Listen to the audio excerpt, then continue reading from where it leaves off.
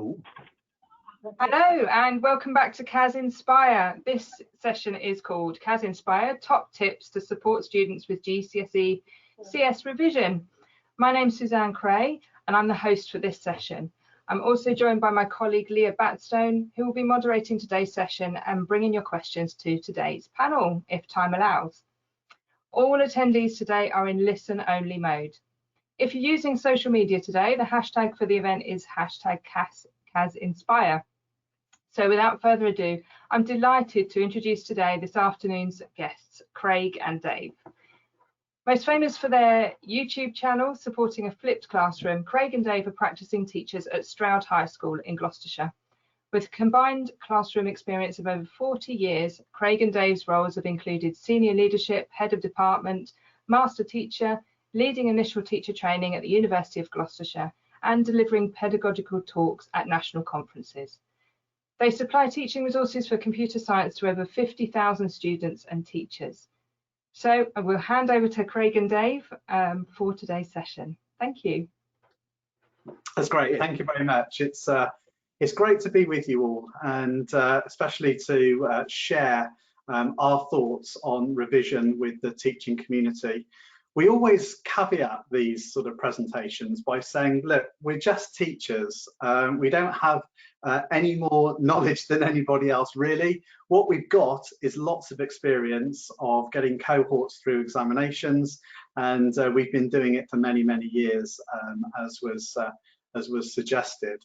And so we're talking about sort of what works for us, as well as what the sort of latest pedagogy says about revision and revision practices.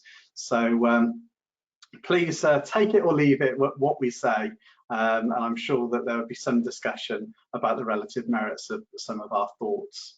Anyway, so let's crack on with it. We're going to be looking at top tips to support students with GCSE computer science revision. So we're going to have three parts to this. Part one is going to be looking at effective use of flashcards and past papers.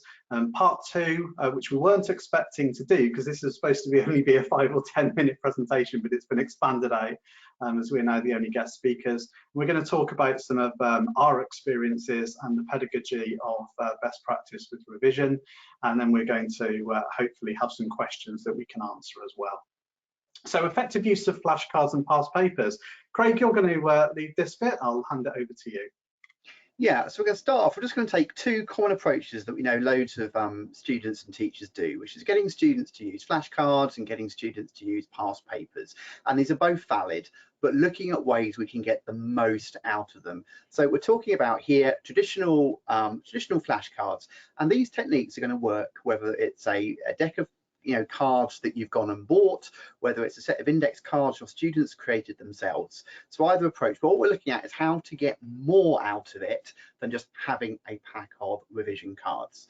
So Dave, you move on for me. So this focuses on what we call the Litmus System, and it doesn't take a lot. It just takes the flashcard approach, but turns it into a very effective way of using it and maximizes that learning retention. So in essence, the students start by arranging all of their cards into 3 different piles. We've got not confident, growing confidence, and confident. And that really can be initially quite a quick rough and ready task. You just look at every term and go, oh yeah, definitely know that one. Oh, I don't even remember the teacher covering that, you've forgotten it. Or, oh, I recall that, but I'm not sure I could tell what it is. So the initial sorting into the 3 bars can be quite a quick exercise. So that's the starting point. The important bit then is how we interact with those 3 different decks. So here you'll notice that on every day I'm engaging with the red cards. Every day I'm engaging with the cards I least know. Every other day or twice a week I'm engaging with all the red cards and also the ones that I knew but I wasn't confident with. And only once a week do I engage with the red and the green cards. The important bit here is only once a week am I engaging with the cards that I went, yes, I know, I've got it. And I'll get on to why in a minute. Now, we've just got Monday to Friday here. If you've got any optional days, students like really keen students, I want to revise on the weekend as well, then any optional days, we would say are just the red ones. The important thing here is every day that you're choosing to interact with them, you're looking at the red cards.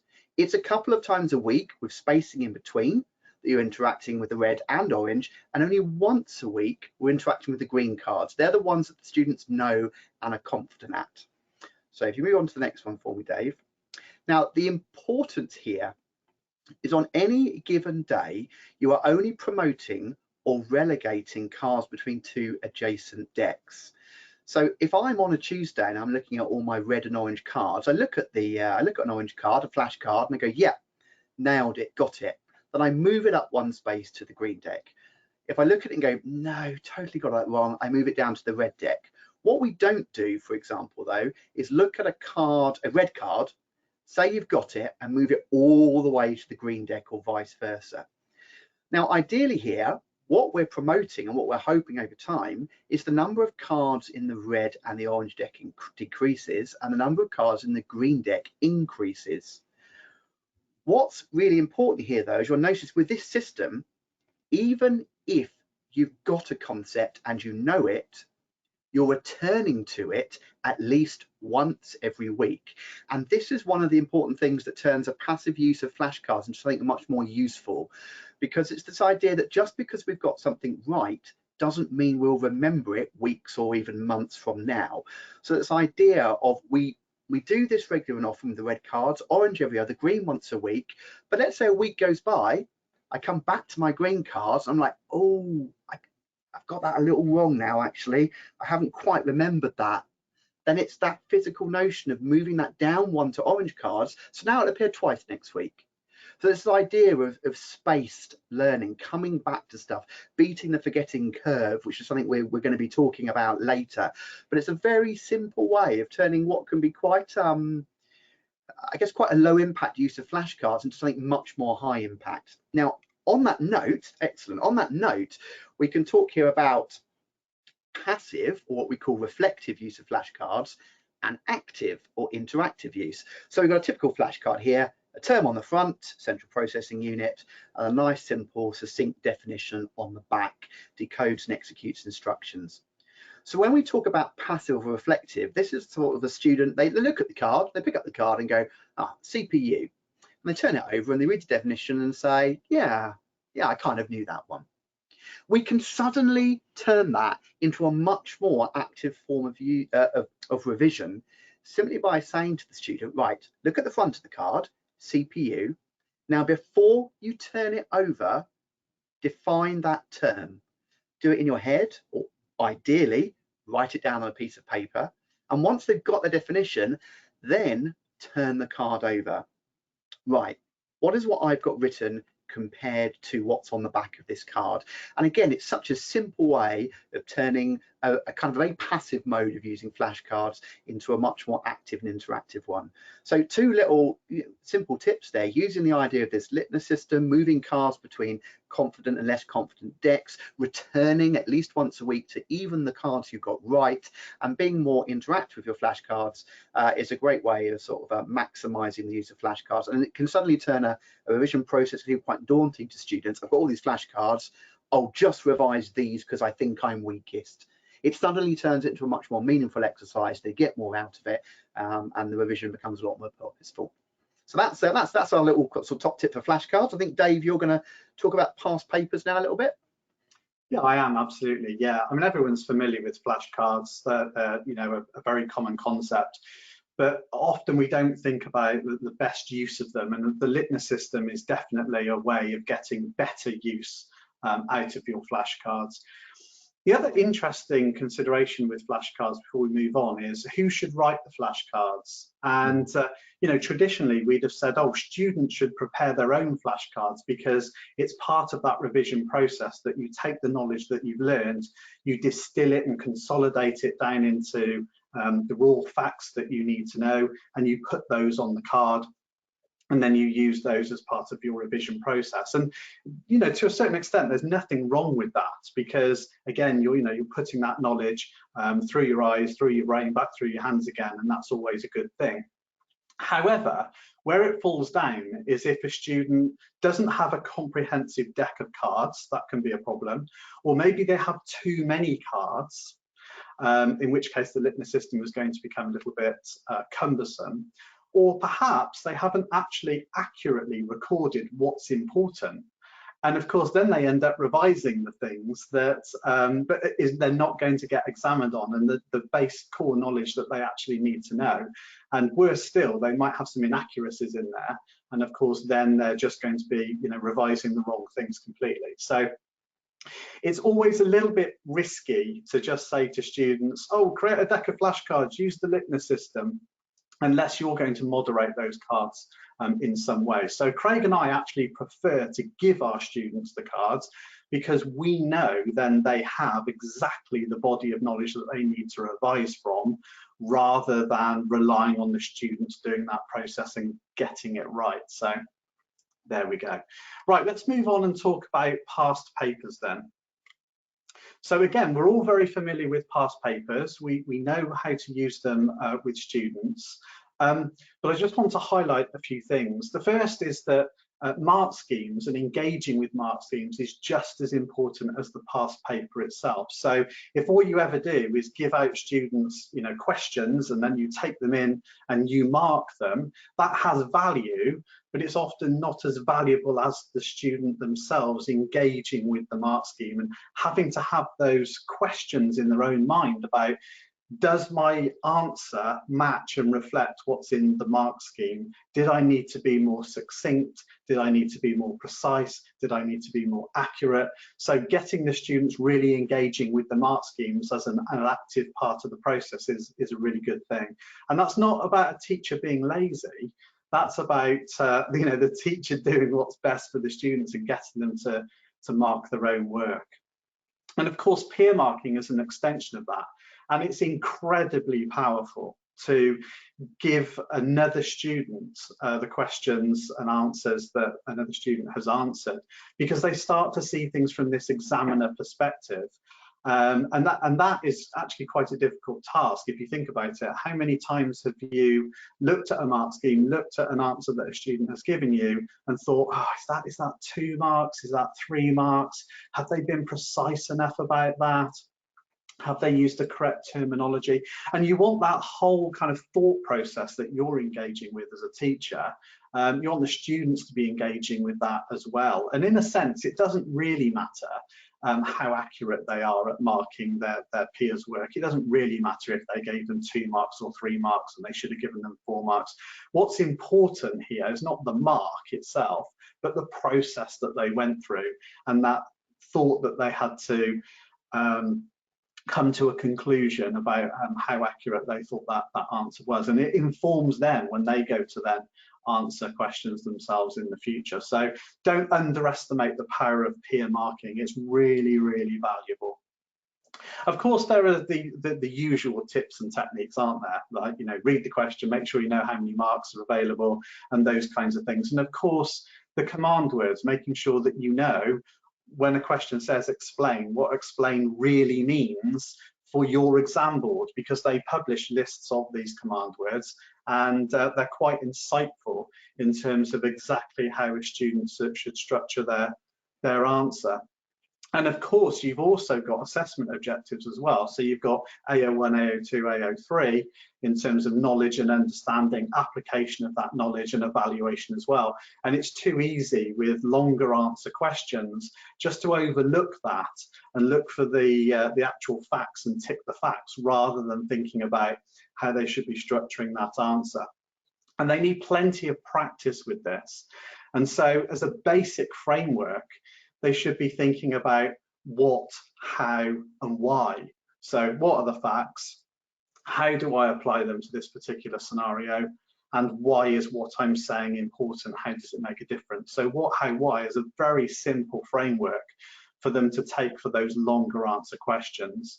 And of course, they need to be thinking about the stakeholders and the advantages, disadvantages, impacts, and whatever the question says. And the exam boards have got frameworks that you can follow for that. But to just distill that down into what, how, and why just makes it a little bit easier for the students there. And then finally, the main part of this is to think about something called the marks approach. Now, we didn't invent this. This has come from science, and I don't know exactly which teacher, I'm afraid, came up with this idea, so I'm not claiming ownership.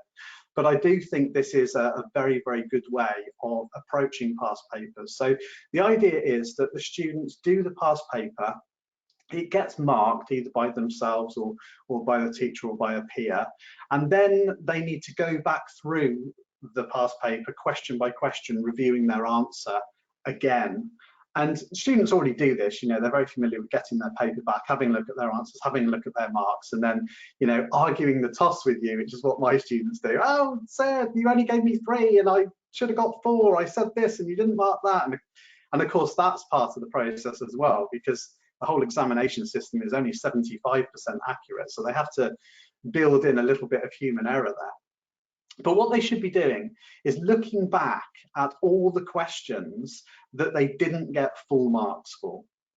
And they need to suggest why they didn't get full marks for themselves. And they need to use this little marks approach, okay? So M means they made a maths error. So did you use the correct steps to get to an answer? If it's a calculate and they have to, you know, calculate hexadecimal or binary or something like that, then, you know, did they just make a maths error? Did they not use the correct steps to get to the answer? And if that's the case, put a little M next to that question. The next is A for application.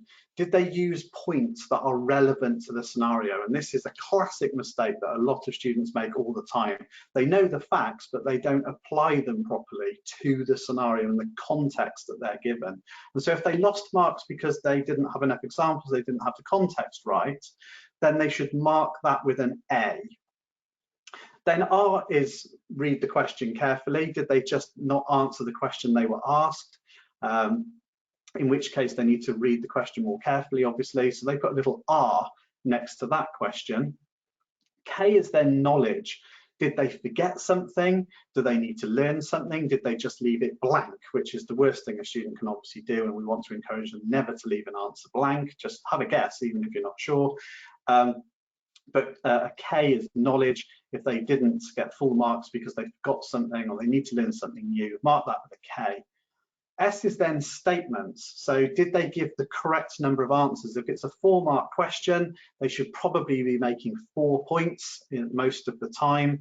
Did they write in bullet points or did they write in prose? They don't need to write in extended prose. And if they do, they're wasting space and they are not making it clear for the examiner. They want clarity in there. So writing in bullet points is absolutely fine. Don't ever repeat the question and don't waffle. So if they're doing any of those things, then they mark that with an S. Now they can mark a question with more than one of these letters. So maybe they didn't read the question carefully and they didn't give the correct number of answers, in which case they would be marking it R and S for that particular question. What they then do is they then add up all the M's, A's, R's, K's and S's that they've got, and it tells them what they need to focus on in order to do a better job in past papers in the future. So if most of them are marked with an R, they're not reading the questions carefully enough, and they need to obviously practice more of that and go back to that at a later point. So this is a really simple and elegant way of getting them to realise for themselves the things they're doing wrong when they're answering past paper questions. So there we go. That's a handy little tip for, again, getting the most out of past papers. Cool. So I mean, that was part 1. That's what we were originally talking about today, which was just looking at 2 simple revision techniques: flashcards, past papers, and how maybe just to change it up a bit and get a bit more out of it. I think because the other guest speakers aren't here, we're doing another bit now. We've got 10 minutes left because Dave is great at talking more than he should. So you've cut into my time, Dave. So this originally had 3 parts, but I'm just going to keep it to 2. This is really how we prepare our students for exams. So I'm going to do part 1, what the research says about revision, and then part 2, what are our 6 steps to success, what do we do with our GCSE and A-level classes? We'll cut part 3 because it was part of another talk and it's not so relevant today. So I guess first thing to say really, and we can make this PowerPoint available if that's a mechanism we can do through CAS Inspire, we can find out. But everything we do is based on research. Dave and I don't assume, just because of all those nice things that were said about us at the start of the video, that we have the answers and we have the experience. That's nonsense. We're constantly learning, we're constantly reflecting, and everything we do is based on research. And we look at modern research, and there's been a lot of very decent, more modern studies. And here's some, 2013, 15, 18. But the conclusion is just to give you a bit of confidence that what we're telling you is not just out of our heads. The modern conclusion is it's important students are not left to revise for themselves. Yeah, it is our responsibility to prepare them. So when do you start revising? In year 11 and 13, after Christmas, February half term, Easter? Well, Dave and I truly believe, and we do honestly, revision starts after the very first topic has been taught and not just at the end of the course. And this comes back to what you mentioned earlier about visiting green cards regularly and the forgetting curve. Just because you learn something once and you know it then doesn't mean you'll remember it weeks, terms, or even a year and a bit later. So we start revising content pretty much as soon as we start teaching at the start of year 10 or 12. So we've distilled sort of all the modern research down, and effectively research says that revision techniques fall into 3 categories. We've got effective, inefficient, and ineffective. So we'll look quickly at those. If we start with ineffective revision, some of this might surprise people. First of all, reading work and textbooks. So when a student simply does nothing more than read or rereads their notes, it creates an illusion of knowing. And studies have shown that actually students get very little out of it. It's ineffective. So I'm sorry, and I'm guilty of this in the past.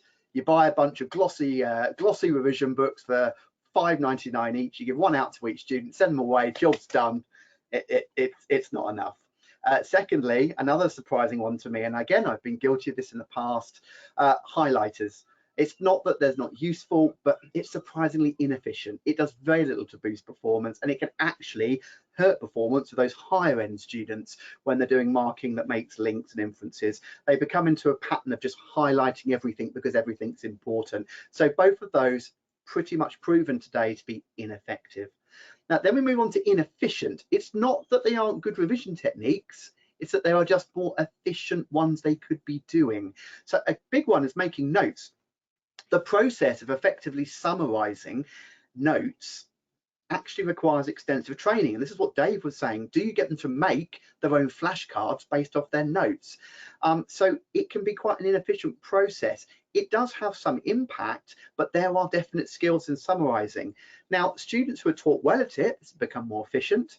And again, if you are aware, we don't have a lot of time to talk about it, but there's the Cornell method of note taking, which Dave and I promote, and we know a lot of teachers are aware of, where you summarize and make your notes, but then you turn your notes into a body of key questions with answers.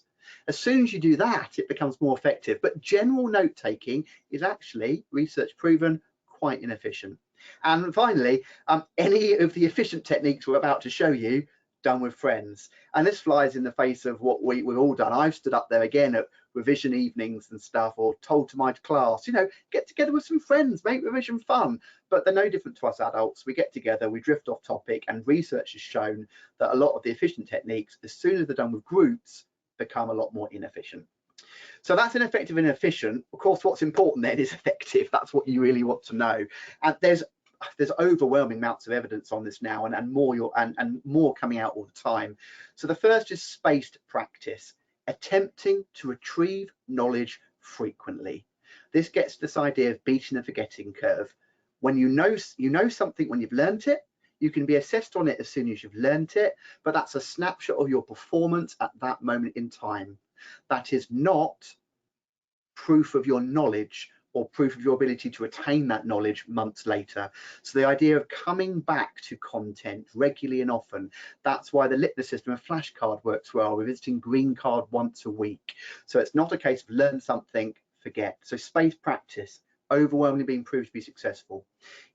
Really, in with that is this concept of retrieval practice. So instead of rereading content using flashcards passively, challenging yourself instead to write the definition and pull that knowledge out of your head. So again, that links back to that active way of using flashcards. And finally, interleaving. So again, a lot of research now shows that mixing up topics that have previously been taught is 3 times more effective than blocking. We typically, you know, start at the beginning of a spec and teach through. You see what Dave and I do now, and of course interleaving works beautifully with space practice. They work together. So for example, we may start the course teaching, let's say 1.1 system architecture. That's all they've taught them. We do a test, they show us they've got it. We then move on to the next topic, but we will then quiz them on the topic they've just learned plus the previous one. And we will carry on building. And the more you do that, the more they start to make these holistic links, because we know that all the aspects of computer science link together. They learn something over here about memory addressing, and then you can reference that when they're talking about arrays. And you then talk about the index register. There are links all over the place in the spec. So by interleaving and space practice, you can really start to build these links. So our 6 steps to success then, very briefly. 1, redefine revision in your classroom as continual practice from the start of the course, not something you do at the end. That's what we do. We don't have much time to talk about this, but we're strong believers of do as much programming and studying algorithms as you can. We get students to program pretty much from the first lesson and try and set aside a little bit of time in every lesson to do it. It's not something we leave until year 11, you know, or until this point in the course. Lessons should address questions, not outcomes. You know, what is this? Once you've left this lesson, what key question can you answer? Number 4, low stakes questioning on all the previously taught material since the beginning of the course. So this is that interleaving and space practice. Number 5, keywords, writing definitions. And again, that we've already talked about that, and that's promoted with the Litmus System, being interactive with writing definitions. And finally, practice exam questions and showing them how to answer. And again, that was exemplified when Dave was talking about how to use the marks approach. Blimey, we're at 28 minutes past. Yeah, I'll just add on to the bottom there, showing that students how to answer. So walking, talking mocks are very popular, very good technique, where you put the question on the board and you answer it. You answer it as a teacher, and as you're answering it, talk to the students about why you're saying certain things, how you're structuring your answer. You know, actually answer it how you would answer it as an examiner or a teacher, and then learn through that process. So make it a practice that is shared with students. So at the end of the day, the key message here is you've got to start as early as possible and do it all the way through the course, no matter what techniques you're using, really. So if you're just thinking now about, oh, year 11, year 13, time for revision, it's dare I say, it's almost too late, really. I mean, you'll certainly get something out of it using the techniques that we've talked about, but the earlier you can do revision, the better, rather than saying, here's the block of time for revision. Revision should be an integral, integrated part of the whole learning process all the way through the course. Okay, there we are. So, do we have some questions? Okay, Leah, are you there? Have we got any questions in the question window? While we wait for Leah, I'll just say thank you very much to both of you. It's so much to take away there. I was frantically writing notes, not just from a teaching point of view, but I've got daughters that in there coming up for GCSEs and A-levels, so I was constantly writing loads of notes and taking photos. So thank you so much. I mean, we are happy to supply the PowerPoint we've shown if that's something which is a facility you can disseminate, but we're able to do that. That would be brilliant. Yeah, I think Leah will get in touch with you definitely about that.